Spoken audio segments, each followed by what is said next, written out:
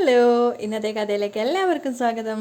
അങ്ങനെ രാധികയുടെ നാവിൽ നിന്നും നീ എപ്പോഴും വിജയിച്ചു നിൽക്കില്ല എന്നൊക്കെയുള്ള ഡയലോഗ് കേട്ടപ്പം ഗീതുവിനാകെ സംശയമായി. അപ്പോഴാണ് തൊട്ട് പിന്നാലെ തന്നെ രേഖ വരുന്നത്. അപ്പോൾ രേഖയോട് ചോദിക്കുന്നുണ്ട്, ഞാൻ എങ്ങനെ വിജയിച്ചു എന്ന് അമ്മ പറയുന്നേ. അപ്പോൾ രേഖ പറയുന്നുണ്ട്, എടി നീ പ്രഗ്നൻ്റ് ആണെന്ന രാധികാമ്മ വിചാരിച്ചു വെച്ചിരിക്കുന്നേ. ഗീതു ഞെട്ടിപ്പോവാണ്. തൽക്കാലം അതങ്ങനെ തന്നെ ഇരുന്നോട്ടെ, എന്നാലും നിങ്ങളെ രണ്ടുപേരെയും അകറ്റാൻ വേണ്ടി രാധികാമ്മ പരമാവധി ശ്രമിക്കും. അതൊക്കെ നോക്കി കണ്ടല്ലേ ഞാൻ നിൽക്കൂ. ഗീതവും വിട്ടുകൊടുക്കുന്നില്ല. അപ്പോൾ രേഖ ചിരിക്കുകയാണ്. അതിനുശേഷം ഗീതു ചോദിക്കുന്നുണ്ട്, അല്ല വരുണേട്ടൻ ഇപ്പം എങ്ങനെയുണ്ട്? രേഖച്ചി ഹാപ്പിയാണോ? അപ്പോഴേക്കും രേഖയുടെ മുഖം വാടുകയാണ്. സന്തോഷമുണ്ട്, സങ്കടമുണ്ട്. അതെന്താ അങ്ങനെ ഒരു ലൈൻ? ഗീതു ചോദിക്കുന്നുണ്ട്. എന്നോട് സ്നേഹം കാണിക്കുമ്പോൾ സന്തോഷം തോന്നും, പക്ഷേ അത് അഭിനയമാണെന്ന് സംശയിക്കുമ്പോൾ സങ്കടവും തോന്നും. അപ്പം ഗീതു പറയുന്നുണ്ട്, ഇനി വരുണേട്ടനെ നഷ്ടപ്പെട്ടു പോവാതിരിക്കാൻ രേഖച്ച് ശ്രദ്ധിച്ചാൽ മതി. എനിക്കത്ര വിശ്വാസം പോരാ ഗീതു. ഒരാളുടെ മനസ്സ് അത്ര പെട്ടെന്ന് അങ്ങോട്ട് മാറുമോ? ഗോവിന്ദേട്ടൻ എന്തോ പറഞ്ഞ് പേടിപ്പിച്ചിട്ടാ വരുണേട്ടൻ എൻ്റെ കൂടെ നിൽക്കുന്നത്. അങ്ങനെ ഭീഷണിപ്പെടുത്തി സ്നേഹം നേടിയെടുക്കാനൊന്നും എന്നെക്കൊണ്ട് പറ്റില്ല. അത് കേട്ടതും പുഞ്ചിരിച്ചുകൊണ്ട് ഗീതു പറയുന്നുണ്ട്, ഞാൻ വിചാരിച്ചതുപോലെയല്ല രേഖേച്ചി, പ്രാക്ടിക്കലായിട്ട് ചിന്തിക്കാൻ തുടങ്ങി. അത് കേട്ടതും രേഖ പറയുന്നുണ്ട്, ഞാനിപ്പം നിങ്ങളുടെ പഴയ രീതി അതേപടി കോപ്പി അടിക്കാൻ തീരുമാനിച്ചിരിക്കുക. ഏത് രീതി? ഗീതു അതിശയത്തോട് ചോദിക്കുകയാണ്. അപ്പോൾ രേഖ പറയുന്നുണ്ട്, മറ്റുള്ളവർക്ക് മുന്നിൽ ഭർത്താവിനോട് സ്നേഹം അഭിനയിക്കുക, പക്ഷേ വരുണേട്ടൻ്റെ സ്നേഹം യഥാർത്ഥമാണെന്ന് ഉറപ്പിക്കാതെ ഞാൻ എൻ്റെ ദേഹത്ത് തൊടിയിക്കില്ല. അത് കേട്ടതും ഗീതുവിന് സത്യമായിട്ടും നല്ല സന്തോഷമാണ്. അത് കഴിഞ്ഞ് അവൾ രേഖയെ കെട്ടിപ്പിടിച്ച് പറയുന്നുണ്ട്, എനിക്ക് ഇപ്പോഴാണ് സന്തോഷമായത്. വരുണേട്ടൻ്റെ സ്നേഹം യാഥാർത്ഥ്യമാണെന്ന് മനസ്സിലാക്കാതെ രേഖേച്ചി ആ സ്നേഹത്തിൽ വീഴുമെന്ന് എനിക്കൊരു പേടിയുണ്ടായിരുന്നു. ചേച്ചി ഇപ്പോൾ ശരിയായ ലൈനിലാണ്. ഈ വണ്ടി ഇപ്പോൾ തൽക്കാലം ഇങ്ങനെ അങ്ങ് പോകട്ടെ. അത് കേട്ടത് രേഖ പുഞ്ചിരിക്കുന്നുണ്ട്, ഒരു വിഷമത്തോടു കൂടി. ഗോവിന്ദ് കുളിച്ച് സുന്ദരനായി വന്ന് കണ്ണാടിക്ക് മുന്നിൽ നിന്ന് മുടി ചീകുമ്പോഴാണ് കാണുന്നത്, മുന്നിൽ തന്നെ ഒരു നര വന്ന് നിൽക്കുക. ദേഷ്യത്തോടെ അതിനെ പിഴുതെടുത്തിട്ട് ചോദിക്കുന്നുണ്ട്, നല്ല യൗവനം തുടിപ്പിക്കുന്ന മനസ്സുമായി കൗമാരക്കാരനാവാൻ ശ്രമിക്കുന്ന എൻ്റെ തലയിൽ വന്ന് എന്നെ പ്രായമുള്ള ഒരുത്തനാക്കി മാറ്റുന്നോ? നിന്നെ ഞാൻ എന്നൊക്കെ പറഞ്ഞ് ആ മുടിയോട് ദേഷ്യത്തോടെ സംസാരിക്കുകയാണ്. അപ്പോഴേക്കും ഗീതു മുറിയിലേക്ക് വരുന്നുണ്ട്. ആഹാ, കുളിച്ച് ഉറങ്ങാനുള്ള ഒരുക്കത്തിലാണോ? അപ്പോൾ ഗോവിന്ദ് പ്രണയത്തോട് പറയുന്നുണ്ട്, ഉറങ്ങണം എന്ന് നിർബന്ധമൊന്നുമില്ല, നമുക്ക് സംസാരിച്ച് വേണമെങ്കിലൊക്കെ ഇരിക്കാം. അപ്പോൾ ഗീതു പറയുന്നുണ്ട്, എനിക്ക് വേഗം ഉറങ്ങണം. അതെന്താ? എനിക്ക് നാളെ രാവിലെ നമുക്ക് രണ്ടുപേർക്കും വേഗം ഉറങ്ങണം. എന്നിട്ട് രാവിലെ എഴുന്നേറ്റ് ഓഫീസിൽ പോയിട്ട് ഉച്ചയ്ക്ക് ശേഷം വേറൊരു സ്ഥലത്ത് പോകാനുണ്ട്. എവിടെയാ? ഗോവിന്ദ് പ്രണയത്തോടെ ചോദിക്കുകയാണ്. അല്ല, ശരിക്കും നമ്മൾ എങ്ങോട്ടാണ് പോകുന്നത്? അത് ഒരു സ്പെഷ്യൽ ഡോക്ടറെ കാണാൻ. അപ്പോൾ ഗോവിന്ദിന് സംശയമായി. ആർക്ക്? രഞ്ജുവിന്. ഡോക്ടർ ജോൺ വടക്കൻ സ്റ്റെംസം തെറാപ്പിയിൽ സ്പെഷ്യലിസ്റ്റാ. വിദേശത്തെ പല യൂണിവേഴ്സിറ്റിയിലും വിസിറ്റിംഗ് പ്രൊഫസറാ. അദ്ദേഹം ഇപ്പം നാട്ടിലുണ്ട്. രഞ്ജുവിൻ്റെ കാര്യം ഞാൻ സംസാരിച്ചു. അദ്ദേഹത്തെ നമുക്ക് നേരിട്ട് പോയിട്ട് കാണണം. ഇവിടുന്ന് ഒരു 60 കിലോമീറ്റർ യാത്രയേ ഉള്ളൂ. അപ്പോൾ ഗോവിന്ദ് ചോദിക്കുന്നുണ്ട്, നിനക്കെങ്ങനെ ഡോക്ടറെ അറിയാം? സോഷ്യൽ മീഡിയ വഴിയുള്ള പരിചയമാണ്. സ്റ്റെംസെൽ വെച്ച് രഞ്ജുവിൻ്റെ രോഗം പരിഹരിക്കാൻ പറ്റുമെന്നാണ് ഡോക്ടർ പറയുന്നത്. അത് കേട്ടതും ഗോവിന്ദ് പറയുന്നുണ്ട്, അതത്ര സക്സസ് ആയ ട്രീറ്റ്മെൻ്റ് ഒന്നുമല്ല. നമുക്ക് ഡോക്ടർ ഒപ്പീനിയൻ എടുക്കാമല്ലോ. ഇത്തരം ട്രീറ്റ്മെൻറ്റിൽ ഡോക്ടർ സ്റ്റെംസെൽ മാറ്റി വെച്ചിട്ട് വിജയിച്ചിട്ടുണ്ട്. അടുത്ത ബന്ധുക്കളുടെ സെല്ലാണെങ്കിൽ ലൈഫിൽ കൂടുതൽ എക്സ്റ്റൻഷൻ കിട്ടുമെന്നാണ് അദ്ദേഹം പറയുന്നത്. അത് കേട്ടതും ഗോവിന്ദിൻ്റെ പ്രതീക്ഷ, ഒരു ഹോപ്പ് വരികയാണ്. അപ്പം ഗീതു പറയുന്നുണ്ട്, രഞ്ജുവിൻ്റെ അമ്മയുടെ സെൽസ് എടുക്കാമല്ലോ. അവർക്ക് ആരോഗ്യകരമായ പ്രശ്നങ്ങളുണ്ടെങ്കിൽ അടുത്ത ബന്ധുക്കളെയും ഉപയോഗിക്കാം. അത് ഗോവിന്ദിനിട്ടിട്ട് തന്നെ തട്ടിയതാണ്. അപ്പോൾ ഗോവിന്ദ് മനസ്സിൽ വിചാരിക്കുന്നുണ്ട്, ഇത് ആലോചിക്കാവുന്ന കാര്യമാണ്. പക്ഷേ എൻ്റെ സ്റ്റെംസെൽ ഉപയോഗിക്കാമെന്ന് ഡോക്ടറോട് പറഞ്ഞാൽ ഞാനും രഞ്ജുവുമായിട്ടുള്ള ബന്ധം ഗീതു അറിയും. ഇവളെ ഒഴിവാക്കി എങ്ങനെ പോവും?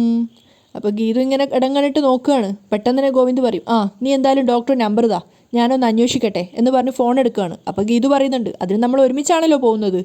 അതേസമയം തന്നെ ഗീതു മനസ്സിൽ വിചാരിക്കുന്നുണ്ട്, ഈ യാത്രയിൽ വിജയലക്ഷ്മി അമ്മയെയും കണ്ണേട്ടനെയും ഒരുമിച്ച് വിടണം. ആ യാത്രയിൽ നിന്ന് ഞാൻ എങ്ങനെയെങ്കിലും ഒഴിവാകും. ഈ യാത്ര അമ്മയും മോനും തമ്മിലുള്ള പിണക്കം മാറാൻ ചിലപ്പം സഹായിച്ചേക്കും. അപ്പം ഗീതുവിനെ ഒഴിവാക്കാൻ വേണ്ടി ഗോവിന്ദ് പറയുന്നുണ്ട്, നാളെ സ്റ്റാഫ് കോൺഫറൻസ് ഉണ്ട്. നാളെ ഞാൻ പോയാൽ നീയെങ്കിലും ആ മീറ്റിങ്ങിൽ പങ്കെടുക്കണം. എങ്കിൽ കണ്ണേട്ട മീറ്റിങ്ങിന് പോയിക്കോ, ഞാൻ അമ്മയുടെ കൂടെ പോയിക്കോളാം. ഗീതു പറയാണ്. ഏതമ്മ? ഗോവിന്ദ് ദേഷ്യത്തോടെ ചോദിക്കുകയാണ്. എന്താ ഇങ്ങനെ ഒന്നും അറിയാത്ത പോലെ? രഞ്ജുവിൻ്റെ അമ്മ എൻ്റെ അമ്മയല്ലേ. നീ എന്തിനാ ഇപ്പോൾ ഇതിനിടയിൽ അവരുടെ കാര്യം പറയുന്നത്? അവരെ തൽക്കാലം ഇതിൽ ഇടപെടുത്തണ്ട. അമ്മയായിട്ടുള്ള പ്രശ്നങ്ങളൊക്കെ തീർന്നില്ലേ? നിങ്ങൾ ഒരുപാട് നേരം മനസ്സ് തുറന്ന് സംസാരിക്കുന്നത് കണ്ടല്ലോ. അപ്പം പെട്ടെന്ന് ഗോവിന്ദ് ദേഷ്യത്തോട് പറയുന്നുണ്ട്, അവരുമായിട്ടുള്ള എൻ്റെ പ്രശ്നങ്ങൾ ഒരു കാലത്തും തീരില്ല. അങ്ങനെ പറയരുത്. വിജയലക്ഷ്മി അമ്മ എനിക്കെൻ്റെ സ്വന്തം അമ്മയുടെ സ്ഥാനത്താ. കണ്ണേട്ടനും അമ്മയെ അമ്മയായിട്ട് കാണണം. ഇനി അമ്മയായിട്ട് കാണാൻ ബുദ്ധിമുട്ടാണെങ്കിൽ അമ്മായി അമ്മയായിട്ട് കണ്ടാൽ മതി. അതിന് വലിയ ബുദ്ധിമുട്ടുണ്ടാവില്ലല്ലോ. അതിന് ഗോവിന്ദ് മറുപടിയൊന്നും പറയാതെ ഗീതുവിൻ്റെ മുന്നിൽ നിന്നും മറിയാണ്. അപ്പം ഗീതു വീണ്ടും തോണ്ടാൻ പോകുന്നുണ്ട്. രഞ്ജുവിനെ കരുതി അമ്മ ചെയ്ത തെറ്റുകളൊക്കെ കണ്ണിട്ടം പൊറുക്കണം. അപ്പോഴും ഗോവിന്ദ് ഒന്നും പറയുന്നില്ല. അപ്പം ഗീതു വീണ്ടും തോണ്ടുകയാണ്. സംഗതി ഏറ്റു തുടങ്ങിയിട്ടുണ്ട്. എവിടെയൊക്കെയോ ചില നീരുറവകൾ പൊട്ടിത്തുടങ്ങിയിട്ടുണ്ട്. എന്താ കണ്ണേട്ടാ, അമ്മയോട് പൊറുക്കില്ലേ? അത് കേട്ടത് ഗോവിന്ദിൻ്റെ കൺട്രോൾ പോവാണ്.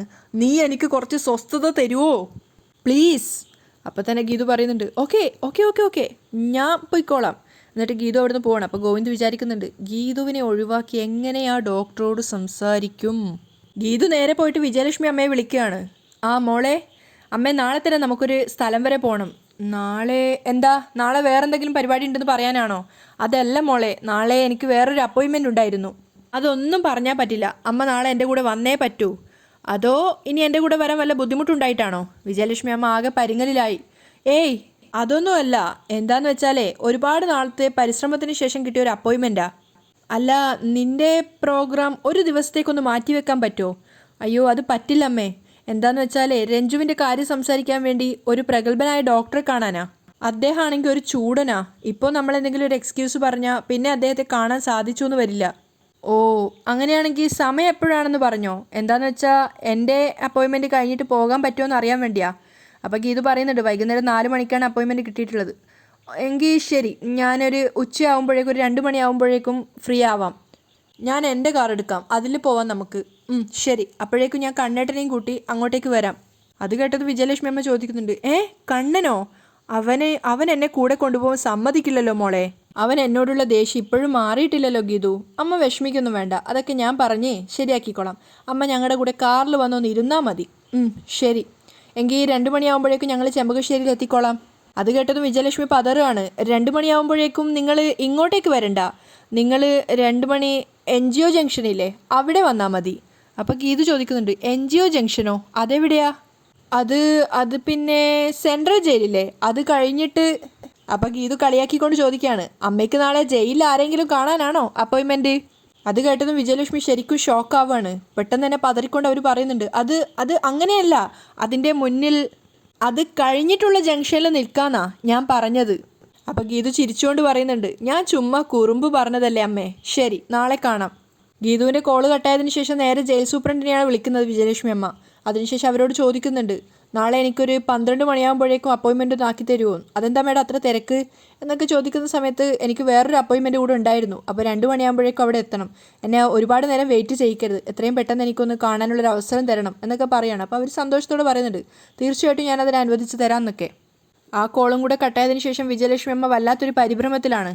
അവസാനം അവരാ പേരുച്ചരിക്കുകയാണ്, അനാർക്കലി. അങ്ങനെ നേരം വെളുത്തപ്പോൾ തന്നെ അവർ ജയിലിലേക്ക് പോകുന്നുണ്ടായിരുന്നു. സെൻട്രൽ ജയിലെത്തിയതിനു ശേഷം സൂപ്രണ്ട് അവരോട് കാര്യങ്ങളൊക്കെ പറയാണ്.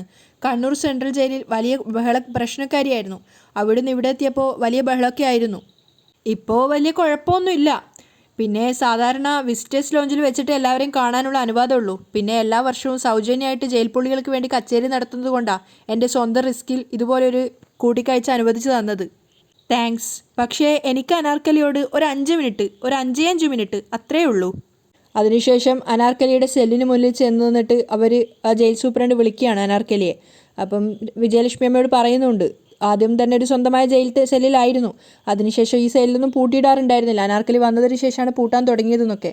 അനാർക്കലിയുടെ മുഖം കാണിക്കുന്നില്ല, അവരവിടെ ഓപ്പോസിറ്റ് സൈഡായിട്ട് മുഖം വെച്ചിട്ടാണ് കിടക്കുന്നത്.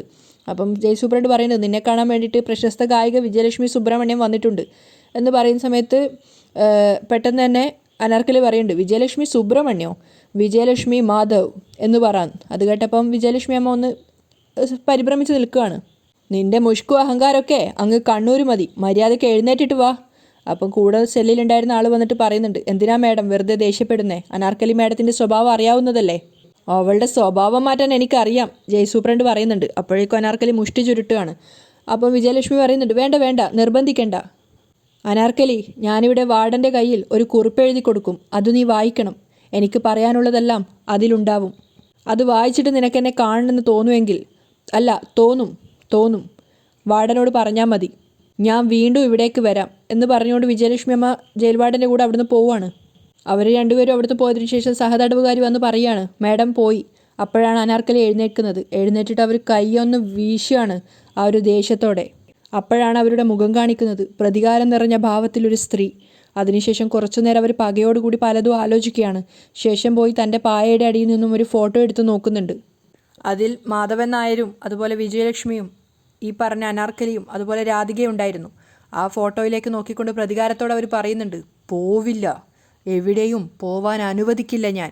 അതിനുശേഷം അവരുടെ ഓർമ്മകളിലേക്ക് മാധവൻ നായരെ പോലീസ് പിടിക്കുന്നതും ഗോവിന്ദ് കരഞ്ഞുകൊണ്ട് അവിടെ നിൽക്കുന്നതും അതിനുശേഷം മാധവൻ നായർ ജയിലിൽ വെച്ചിട്ട് ആത്മഹത്യ തൂങ്ങി മരിക്കുന്നതും ഒക്കെ മനസ്സിലേക്ക് വരികയാണ്. അപ്പം കൂടെയുള്ള തടവുകാരി വന്ന് ചോദിക്കുന്നുണ്ട്, ഈ ഫോട്ടോയിൽ കണ്ട ആളല്ലേ ഇപ്പോൾ വന്നിട്ട് പോയത്? ഈ ഫോട്ടോയിലുള്ളവരും ഇല്ലാത്തവരുമായ പലരും ഇനി എന്നെ തേടി ഇങ്ങോട്ടേക്ക് വരും. കാരണം ജയിലഴിക്കുള്ളിലെ എൻ്റെ ജീവിതം വിരാമമായി. തടവുകാലം തീരാൻ ഇനി ഏതാനും നാളുകൾ മാത്രം. അപ്പം അവർ ചോദിക്കുന്നുണ്ട്, ആരാണ് മേഡം ഇവരൊക്കെ? എന്തിനാണ് മേഡം ഇവരൊക്കെ മേഡത്തെ തേടി വരുന്നത്? അപ്പം അതിലേക്ക് നോക്കി പ്രതികാരത്തോടെ പറയാണ്, ഇവരാണ് എൻ്റെ നെഞ്ചിലെ കനലുകൾ അണയാതെ സൂക്ഷിക്കുന്നവർ. ഇനി എൻ്റെ ഉഴമ കനലിലല്ല ആഴിയിലെരിയിക്കാൻ. ഇത്രയും കാലമായിട്ട് ദേഷ്യവും പകയും ഒന്നും മാറിയില്ലേ? അവർ ചോദിക്കുന്നുണ്ട്. അപ്പോഴേക്കും അത് തടയാണ് അനാർക്കലി. വീര്യം കൂടുന്നത് പഴകുമ്പോഴല്ലേ, പ്രത്യേകിച്ച് പ്രതികാരം എന്ന വിഭവത്തിന് ആറിത്തണുത്ത ശേഷം വിളമ്പുമ്പോഴാ സ്വാദും രുചിയും കൂടുന്നത്. അപ്പോഴേക്കും ജയിൽ വാർഡൻ അങ്ങോട്ടേക്ക് വന്നിട്ട് കയ്യിലിരുന്ന കത്ത് കാണിച്ചിട്ട് അനാർക്കലിയോട് പറയുന്നുണ്ട്, ഇത് നിനക്ക് തരാൻ ഏൽപ്പിച്ചിട്ടാ വിജയലക്ഷ്മി സുബ്രഹ്മണ്യം പോയത്. അപ്പോൾ തന്നെ അനാർക്കലി പറയുന്നുണ്ട്, എനിക്കത് ആവശ്യമില്ല. അപ്പോൾ നിന്നെ ഇത് വായിപ്പിക്കാൻ എനിക്കറിയാം എന്ന് പറഞ്ഞുകൊണ്ട് മറ്റേ തടവുകാരിയോട് പറയുകയാണ്, ഇത് അവൾക്ക് കൊടുക്കടിയും. അപ്പോൾ അവർ വേഗം അത് വന്ന് വാങ്ങിച്ച് അനാർക്കലിയെ ഏൽപ്പിക്കുകയാണ്. പക്ഷേ അനാർക്കലി ആ വാർഡൻ്റെ മുന്നിൽ വെച്ച് തന്നെ അത് ചുരുട്ടി കീറിക്കളയാണ്. വേണ്ടാന്ന് പറഞ്ഞാൽ വേണ്ട, ഇനി ഞാൻ നടത്താൻ പോകുന്ന യുദ്ധത്തിൽ എനിക്ക് ഇടനിലക്കാരുടെ ആവശ്യമില്ല, അവൾ ജയിൽ വാർഡനോടായിട്ടാണ് പറയുന്നത്. അതിനുശേഷം അവരെ വെല്ലുവിളിച്ചുകൊണ്ട് പറയുന്നുണ്ട്, ഇനി എൻ്റെ ജീവിതം ഈ അഴികൾക്ക് പുറത്താ. ആ അനാർക്കലിയെ അവർ കൂടുതൽ ഭയക്കും, പേടിക്കണം, എന്നെ പേടിച്ച് ജീവിക്കണം. അവരുടെ കണ്ണിൽ ഒരു പ്രതികാരത്തിൻ്റെ കനൽ തന്നെ ഉണ്ടായിരുന്നു. അങ്ങനെയാണ് ഇന്നത്തെ എപ്പിസോഡ് വൈൻഡപ്പ് ചെയ്യുന്നത്.